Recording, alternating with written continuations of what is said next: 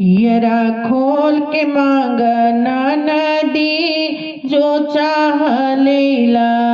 हियरा खोल के मांग नदी जो चाह लेला।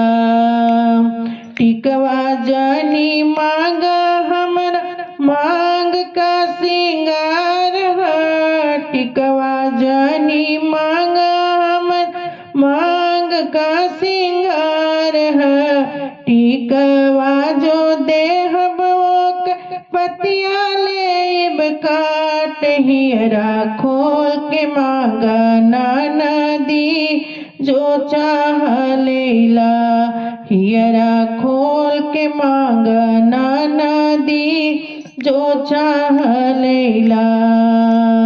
कंगना जानी मांग नदी हाथ का सिंगार है। कंगना जानी मांग नदी हाथ का सिंगार है। हाथवा के कंगना देहब पेच लेब काट। हियरा खोल के मांग नदी जो चाह लेला। हियरा खोल के मांग नदी जो चाह लेला।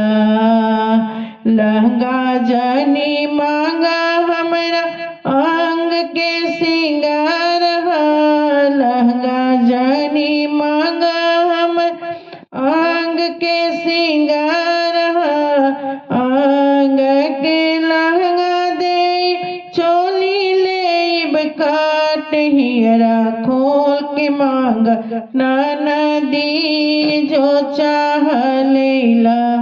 हियरा खोल के मांग नदी जो चाह लेला। हियरा खोल के मांग नदी जो चाह लेला।